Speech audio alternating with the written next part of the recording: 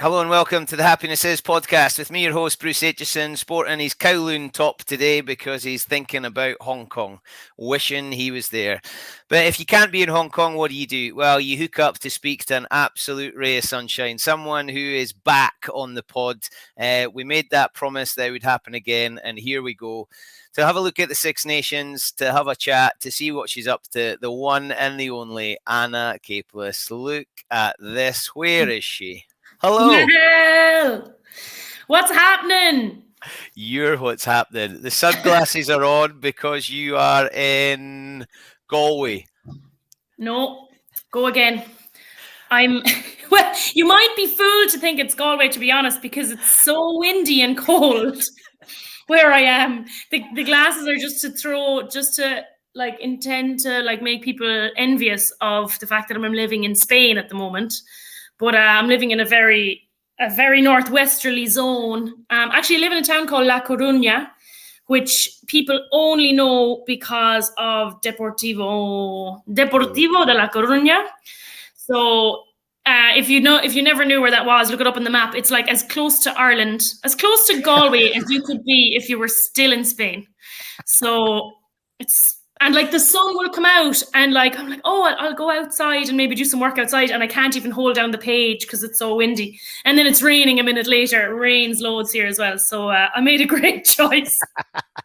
So when you get that call, would you like to come and play rugby in Spain? You're picturing beaches, sunshine, sun cream, sunglasses, training late at night so it's nice and cool. And actually you swapped like for like. Yeah, well, do you know what? I was looking, I knew I wouldn't play until after Christmas. So I just basically reached out and I was like, who needs a back row? And this team here needed a back row. So I was like, yeah. And I had thought about it. I was like, oh, I'd like somewhere sunnier, but they needed me. So I was like, yeah, okay, let's do it. And it's been an experience. I studied Spanish, so I'm happy to be here, practicing and improving and using it finally. So yeah. So how does it work when you're on the pitch? Does the Spanish that you learnt for 4 years transfer on give me the ball, ruck over? Yeah, it's hard because even talking on the pitch is hard anyway, to give, the right effective communication. When I always think because I'm obviously a rugby coach as well, and talking on the pitch is something you have to practice. You can't just arrive on the pitch and give, for example, in the defensive line, the right communication to the people around you unless you practice it. It's like actually learning and practicing a language. So I'm really strict on that as a coach. You have to be talking all the time and giving as much information as possible. And I know other coaches will say, no, you have to give the right detail because someone you need to deliver exactly the right information, but you can't get to that. It's like being able to speak Spanish perfectly straight off the bat. You can't learn a language. You have to be bad at a language for a really long time before you get good at it. It's the same with talking on the pitch. So to combine the two of them, it's hard, but I think as long as you're saying something, people know where you are. So even if I'm giving saying the wrong thing, or at least I'm talking and they know where I am, whether it's in an attack or defense or whatever. And usually that just works anyway. But do you know what I find really hard is coaching. Coaching is hard in another language because you have to give commands. And as well, you're trying to be really strict and really energetic and blah, blah, blah. And then you say something wrong and they laugh at you. And you're like, oh no, I've just lost them. I'm going home. That's been the most difficult thing, coaching in Spanish. Yeah, but I love it. You must be a whirlwind for this group. I mean, they must have a million questions for you. Yeah, it's funny. It's just a different kind of environment. I feel like they're actually not that accustomed to, I find anyway, especially probably the environments that I've come from, in the Prem and playing for Ireland and kind of high performance environments where you ask and you discuss and you kind of tease out an answer. They don't do that much here. So I'm injured at the moment, sadly. Hopefully it's not too bad in the long run, but I'm out for a little while. So I've taken a few drills down at training, and I'd ask questions okay, what do you think? And they're like, do you know, they're just not used to that kind of discussion on the pitch. And me, that's my style as a teacher and as a coach. Like, okay, what do we think? What can we do better? Like getting them to give the answers all the time. But it's different here. They're not as accustomed to that. So yeah, it's interesting for me to learn and practice that and like see how else I can, what other methods of coaching I can use. I love it when you slip into Spanish because a lot of that Irish disappears. You've pretty much nailed that accent, haven't you? I thought I had a good accent until they all started taking the piss out of me here. They repeat things after me and I'm like, stop. But actually, I for me, like to have to use the accent to know which language I'm speaking in. So like to go from Spanish to French, because I studied a lot of languages, to switch between them, I have to use like a different voice and a different accent, or else the words don't come to my head. So, but I was talking about this. I'm doing another rugby podcast at home, and I was like, I'm a real, what's a nice way of saying it? I'm very annoying. Do you know when like you talking to someone who's like lived in France for a while and they're like, they go to a cafe and like, oh yes, can I have a coffee and a croissant? That's me. Because I can't say croissant. Like it's not in me. I feel like a fool either way. So I can't order a croissant anymore. I have to order something else because I feel like such a fool if I say it with the Irish accent or with the French accent, depending on who I'm around. So I'll have to be in France to order a croissant from now on. Oh, I love it. It's so good. Are your teammates aware of the Six Nations going on just now? Yeah, they are aware, and most of them will have watched it. But it's interesting. There's a Four Nations competition out at the moment as well. I don't know if you saw that, but South Africa, Spain, USA, and Canada are here in Madrid. I'm actually going to Madrid tomorrow to watch the games. So they're invested in that as well because obviously Spain are playing. And yeah, they know a lot about it, but it's more kind of like the big players and like just the score lines and stuff. And it kind of, I found, especially for the men's Six Nations, I was really excited. We have a really cool clubhouse in the club, and they were all going there. I was like, oh great, I'll go there as well to watch the Six Nations. Like they were putting it on the big screen, and I was like, I really invested obviously in the men's Six Nations as well, and like all the games. But for them, they kind of go just to hang out and have rugby on in the background. So like a lot of people were like talking to me like all throughout the game. And I was just like, like trying to watch the game, like trying to listen to the commentary in Spanish as well. So it's certainly a different vibe. Like we're so lucky. Do you know how lucky we are to be Six Nations country? Genuinely, like it's so exciting. You're very lucky at the moment. Be it Irish, it doesn't get much luckier for the men's Six Nations. The women's, it's a little bit of a tougher shift at the moment. Unfortunately for me, I'm not a man. You must have enjoyed the Grand Slam. I only mean that half in jest. But yes, I enjoyed the Grand Slam and I love watching the Irish men's team play. I think they're so exciting at the moment. And like just all the talk around the World Cup is just so exciting. But I think France are just class as well. I think this could happen like with seemingly the best Irish team we've ever had and the best opportunity we've ever had to win a World Cup. We could be knocked out in the quarterfinal by France because France are at home as well. So it could be just your same old Ireland turning up to a World Cup kind of vibe. It could be. So let's see. But I'm very excited for this year for men's rugby. Yeah, it is class. And the women's, obviously one of the big bits of news is the blue shorts for Ireland. And there's been lots of talk around that. Social media has really taken that and the support for it's been class. Long time coming, but happy it's there? Yeah. I really liked the white shorts, so I'm going to miss them. And yeah, it's cool because it does it takes that out of it. I've certainly felt very anxious in especially at the back of the scrum where your arse is in the air and you could be, you could be on your period and you could be thinking oh geez, is there something on show here? So yeah, that's definitely great that's gone, and that anxiety is gone. But there's parts to it, Wales also have a sponsor, that gives them period safe underwear, and they've then kept their white shorts. So although I think it's great from Canterbury and stuff, what I'm going to miss a little bit is our uniformity with the rest of the union. You know, the men's, the under-20s, like an Irish team, you know, that turns up to play, like we now look different to them again. And it was a big deal for us to have our crest changed. I know it's it is a slightly different thing, but we used to have a circular crest, which meant, and all of the representative teams had a circular crest in their jersey. But we argued, like, we're a senior team, we should have the proper senior team crest. And like they changed it, and we were like, aside from the sponsor, had the same look on the pitch as the men. And I'm going to miss that a little bit, I think. And I was kind of thinking, like, you know, if the union really wanted to, like, really show that they were on board with this decision, why didn't they get the whole union to change their whole uniform and change the men's shorts to navy as well? What do you think of that? I reckon there would be some Irish rugby stalwarts spontaneously combusting in the street if they pulled that one. Yeah, so do I.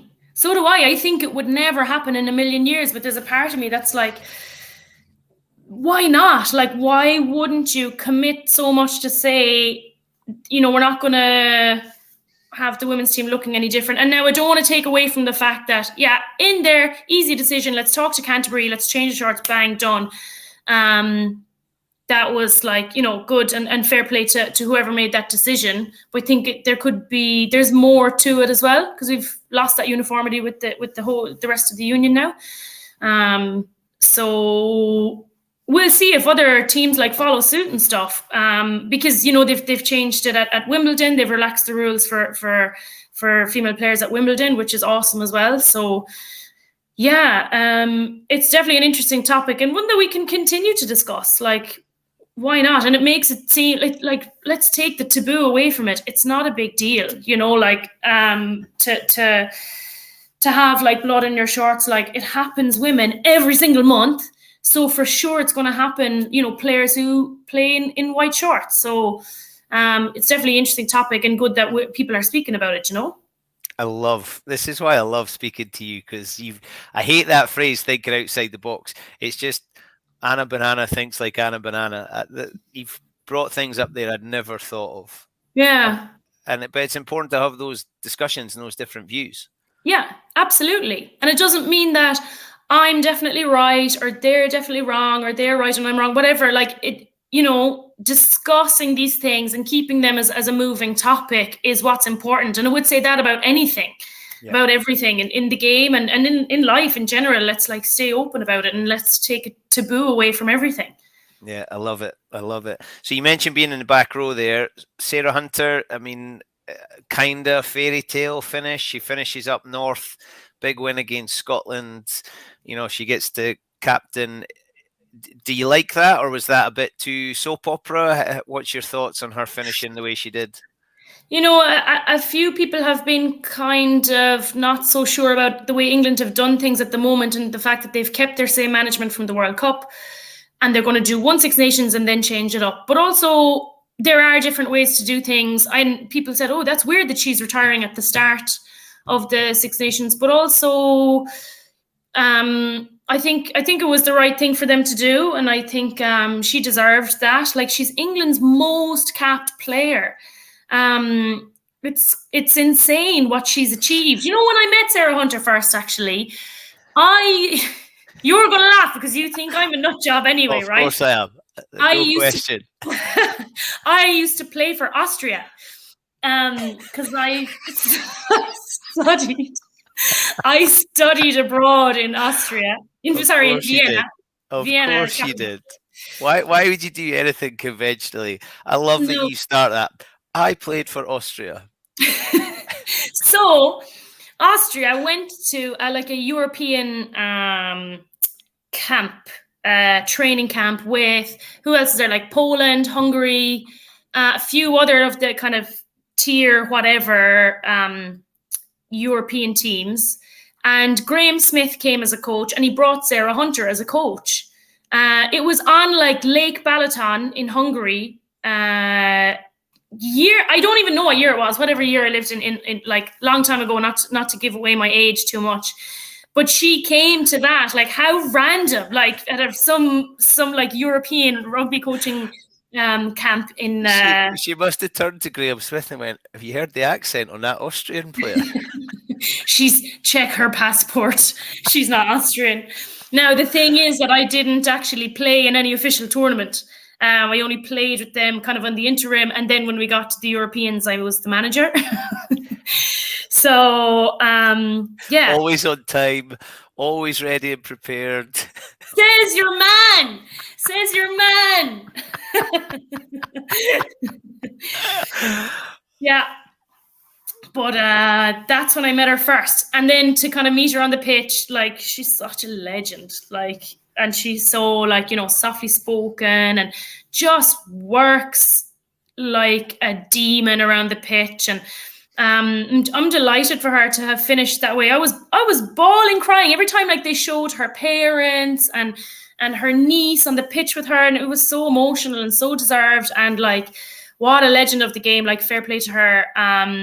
And England for kind of giving her that. And I think nobody would begrudge her that, especially nobody within the environment, because they've got so much from her that they you know, she's earned that, and they were delighted to give her that opportunity to finish like on her terms. So I wonder if she's still out celebrating. Just still in her kit. Yeah. Just still in a bar in Newcastle somewhere. Oof, just that's sad, actually. That's a really sad thought, like, to think, because I always found that after an international game, especially, the moment after when the game finishes, like when you're in the dressing room, like still in your kit. Like, I get sad sometimes when people start to like remove their kit like quickly. I like the moment where everyone's just in their kit. And you know, like, the men's teams do this a lot, where they invite the other team in to have a beer with them. I've never done that. We have never, ever done that. And I'd love to make it. Even with the Barbarians? Not in the dressing room, where we would have had like drink there ready to go. And it depends, like for the Barbarians, certainly, and depends if, you know, you've won a final or whatever and what the team is. But I've never invited a team in or been invited to another dressing room. Isn't that mad? Because the men do it like every weekend.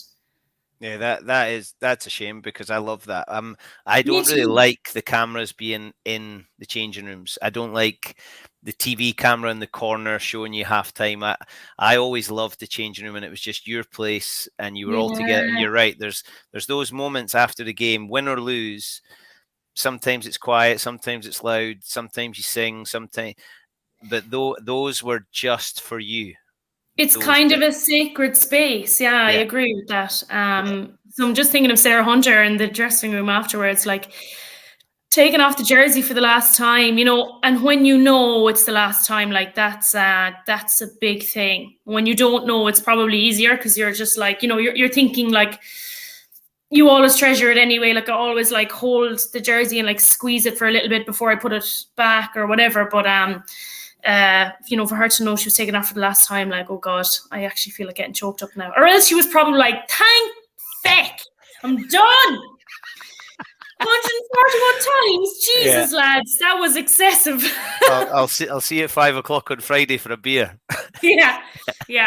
So, one of my favourite bits about Sarah Hunter is that she's always worn black classic Adidas World Cup boots.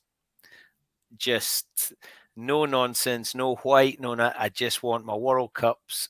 That's it. Love that about Sarah Hunter. Yeah. Class act. So. Yeah. First round, any surprises? Bit disappointed with Ireland? Yeah, certainly disappointed with the result, as well as the performance. It was a bit all over the place, which is a bit sad, and I very much feel for the girls. I'd like to have seen a bit more cohesion, but it was hard because they kind of were trying different players in different positions, and seemed to shuffle around a lot during the game. And then we all saw that in the second half, they they got into it a little bit more. So I'm a little bit frustrated for them, and they will be as well, that they didn't like hit the ground running. So it kind of feels like a bit of they're already kind of on the back foot. Would they have beaten Wales anyway? I don't think so. Like, I was so impressed with Wales as well, and I'm really happy for them that they were able to, you know, it shows their professional program, like, shows how it's benefited them. Even when you look at them, like, they're all in such great shape, and I know how hard they're working, and like, I hope they can kind of continue that form. Like, I'd be really happy for them to continue that form, because they've worked so hard. And well, we won't get on to next weekend's game yet, but like, in terms of Ireland, like, yeah, new players, young players coming in, very inexperienced squad. So it's always going to be difficult, but like, to start again at the bottom.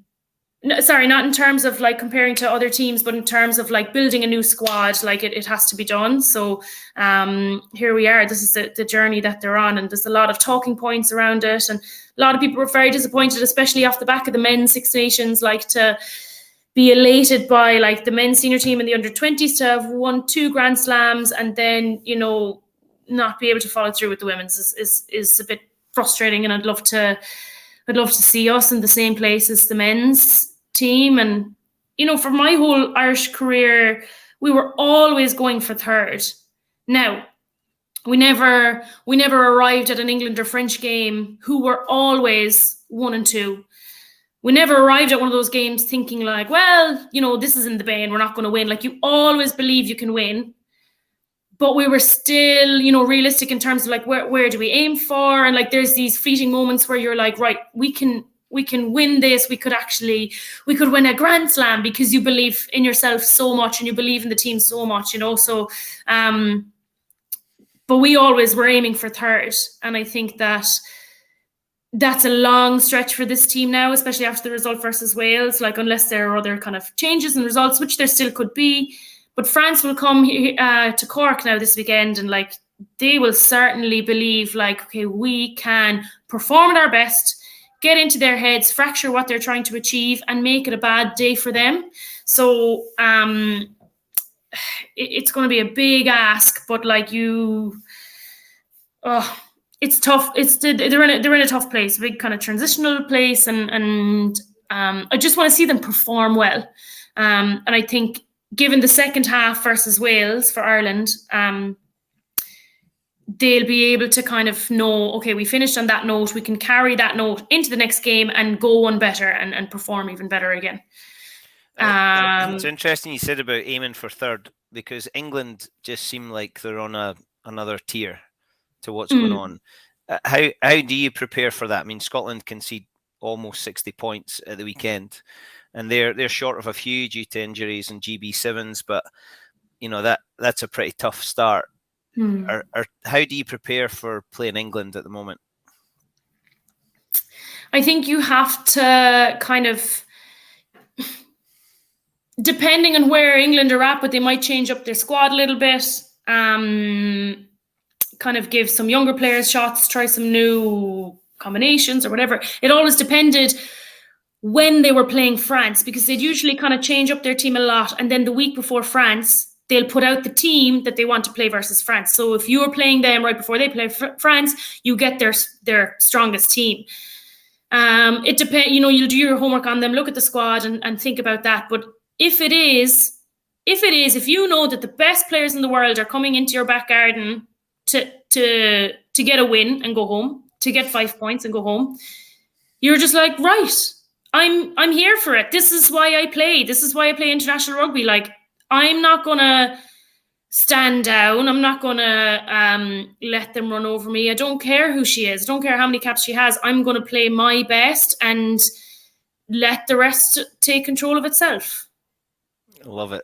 I'm going to do my best. It's just been announced that England-France is going to be the biggest attendance for any women's international, which is incredible. How do you think the game's going? Are you confident about where we're going?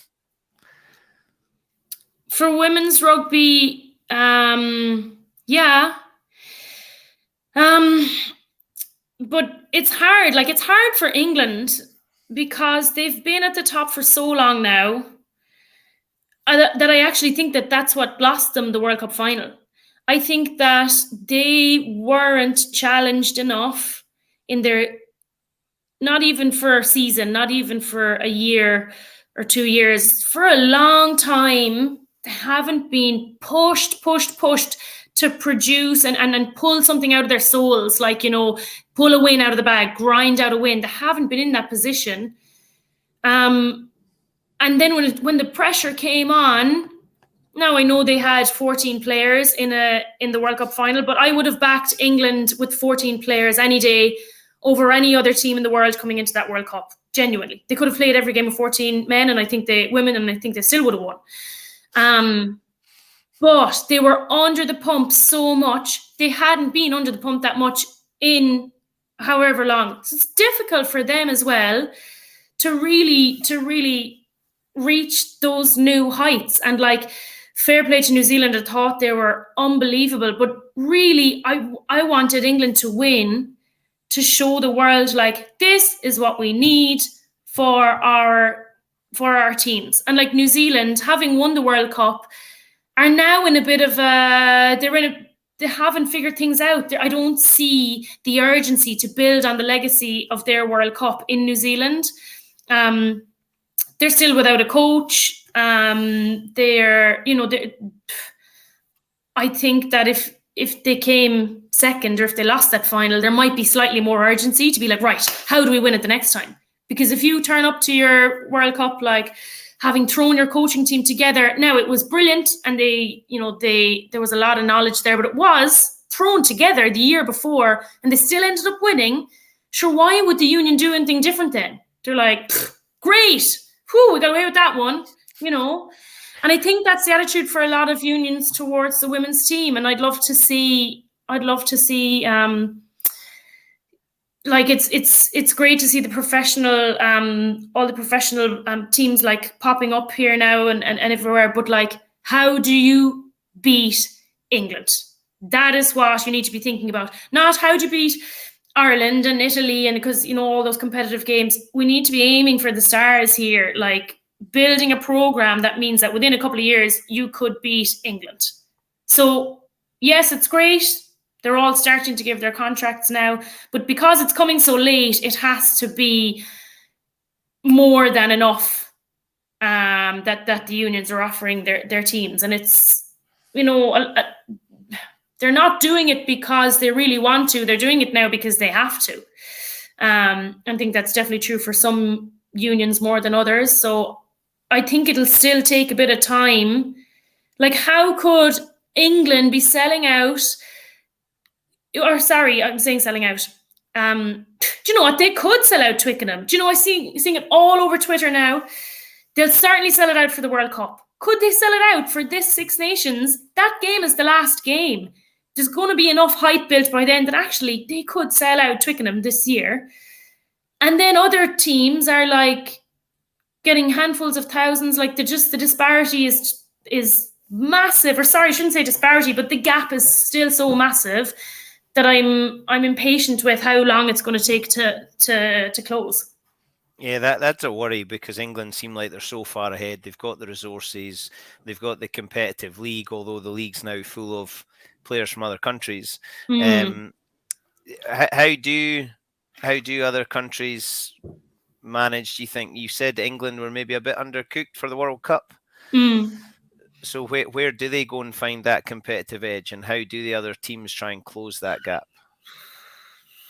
I don't know, in England's case, could you have done anything different? I'm not criticizing them for that, because it's completely, they're the ones leading the way, and I think they've done everything they can to make themselves the most professional outfit, and they couldn't have done another thing. In terms of like closing the gap, you have to build a league like they have in England. We can't all be, I've young players get in touch with me, would you recommend playing abroad? Where would you recommend? And I have to say England. Like, get in touch with some English teams. And like, the danger for saying that is that if you're an Irish player going in, if there's an English player in that club in your position ahead of you, she has to start. And they have those, it depends on the team and the discussions and all the rest, but essentially that's why they built the Prem, is to build, develop their own players. So you could be unlucky in that if there's an English player ahead of you, they have to play. We cannot all be relying on the English league. Everyone needs to kind of start being a bit smarter about building their own home domestic leagues. They have a plan in Ireland for it now. Could we get a URC, do you think? Could we get couple of Scottish teams, four Irish teams, 4 Welsh teams? Is that... The difficult thing with that is if you're going to, and what you have to do is make those teams like professional as possible. So even if you go like semi-pro on all those players and they keep part-time jobs or whatever, you'd have to do it that way, because I know for me, when I played for Munster, and I adore Munster and I would have done it like a million times over, Munster is big. You could have to drive for 2 hours to training and then drive back. And then you only have a 3-match series and you're driving for half the year just to play 3 games. And then if you're getting more games and you're ramping it up, you have to keep driving. Like, to make those, you'd have to centralize that program around those provinces. So that would be difficult to achieve. I think it might have been easier to do with just your club, where girls are closer and you've got more teams and more opportunities to play. But look, this is what the RFU have decided. I think they're going to go with that, like to kind of start the professionalization of the provinces. So yeah, good. I'm going to back them on it, but I think it's a lot more difficult than it seems just on paper. So your passion and enthusiasm, your knowledge, the future for you in coaching? I think so. I certainly hope so.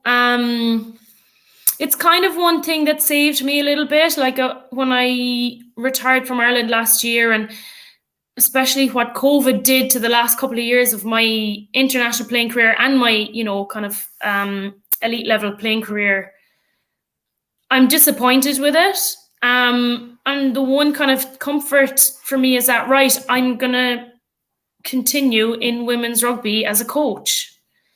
And it's one kind of saving grace for me that I'm like, okay, whatever I didn't achieve on the pitch as a player, maybe I can go and achieve it as a coach. And I don't think there are enough women's coaches. And it's very easy for me to be like, we don't have enough women's coaches.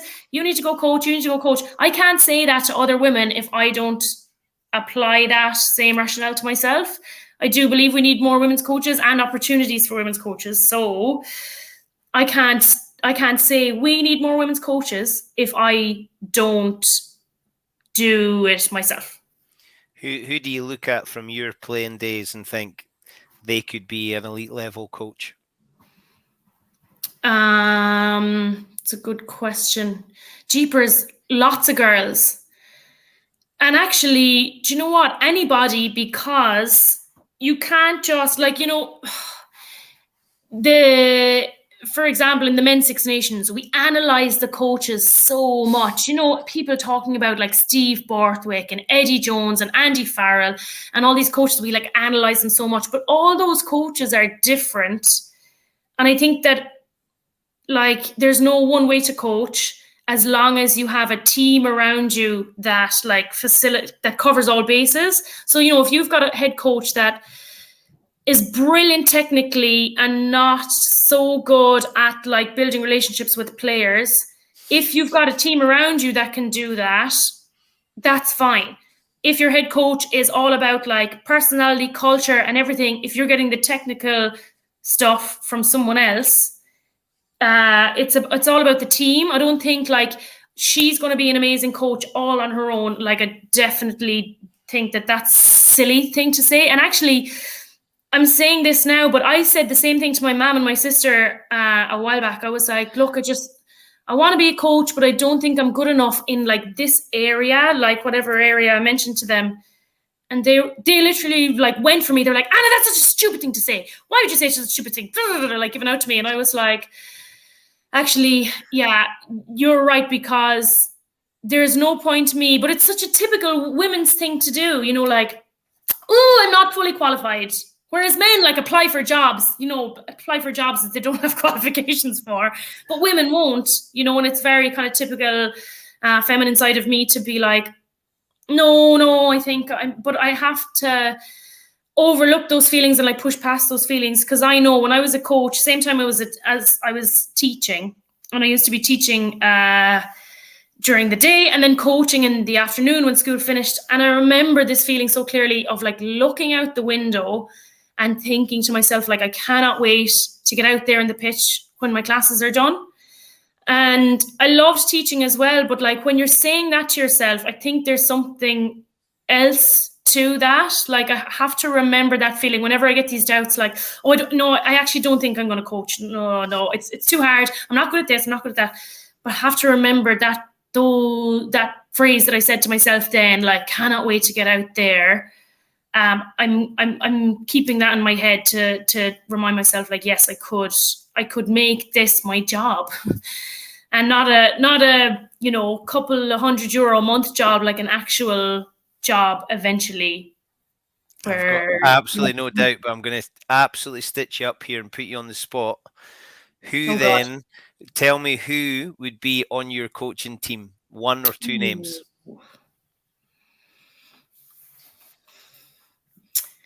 Okay. I would be your manager, obviously. You're the manager. Yeah. I'm going to go with Fiona Hayes as scrum coach. Do you know Fiona? She used to play for Ireland. She's a coach in Ireland now as well. I'll give her the scrum job. Has to, because I know nothing about scrums. Okay. Me neither. I'm only a back row. Yeah. You're just hanging on with your arse in there. Well, do you know what? That's it. Do you know what, though? For the back row is interesting, because when you're at scrum time, the front row and the second row, especially front row, gets so much coaching. I always like the back row are always able to stand and listen to the points they give the front rows. So I feel like when I try and help front row and they're like, what does she know? She's not front row at all. I'm like, yeah, but I always listen to the coaches when they're giving out to you. So, but I wouldn't class myself as a scrum coach. No. Mo Hunt. Yes. I'll give her the backs job. Defense. Let's see, because I need a big team here. A big team. Defense. Oh God, there's so many players. I've played with so many players. I've played in so many teams. Nobody from Rugby Austria sort of come into the front of your mind here? Not currently. That's no slight on them. I've spoken to Austria about doing some coaching for them going forward as well. So I hope I can make that work, like, down the line. But coaching is hard when you're still playing, because everyone trains and plays on the same days and nights that you do. So I found it hard to find myself a team to commit to. So I'm just like, technical stuff and player coach stuff is kind of fine for now. But yeah, you've really put me on the spot there. No, I like that though. I like that. If I leave someone out who really wants to be my assistant coach, like, I don't want to, you know, I don't want anyone listening to this being like, she never picked me. Well, just you say to them that they need to apply and put themselves forward no matter what you said. Yeah. I don't know which team we're coaching yet, but... Well, I'm pretty sure they'll be a happy bunch. Anna, been class speaking to you. Thank you for giving up time again. It always makes me smile. Come on then, Ireland, we're shooting for third. Where can they finish? I'm going to give them every benefit of the doubt. And I think that Italy are scared of Ireland. So I think Ireland could take a win against Italy. And I think that Italy could beat Wales. So I'm going to say third, because I believe that they can as well. So I'm going to say third. If I'm wrong, which could be given the nature of like the Six Nations in general, it's not because I didn't believe in the girls. So love it. And who's your player to watch for Ireland? Who should we be watching? Hang on, I had the team up there a second ago. You were liking number 8. Oh yeah, Derv Nicovard at number 8. I'm excited for her. She played so well for Munster in the Interpros. So yeah, let's go with Derv Nicovard, who is like every commentator's nightmare, I think. Yeah, well, my nightmare as well. That's why I called her number 8. But I'm now going to put her in my fantasy team. Yes, do. Yeah, good shout. Derv. So her name is Dervla. She speaks Irish at home. She's from like an Irish speaking part of Cork. But you can call her Derv, and then her surname is Nicovard. Yeah, I believe you. I'm 100% behind you there. But I find, when I do my fantasy team, I get so I pick people I know or people I like or people I've spoken to, and actually I probably should be a bit more, because they don't know what I've picked. Like they could not care. That's true. Yeah, that's true. But I did have. I do, especially with the Scottish girls. I find that one. I mean, let's face it. If you were still there, you'd be in the team. No that's question. You know me. I know, but I ended up I stupidly dropped Chloe Rowley. I mean, what was I doing? And she would tackle me if she knew that. But I dropped Chloe. But I only got 458 points on the first one. So I'm hoping that I can get up a bit in week 2. But fantasy rugby is funny because now everyone's really stats nerdy. Like everyone's like stats. Which makes you like, I don't know, does it make you enjoy the game more or less?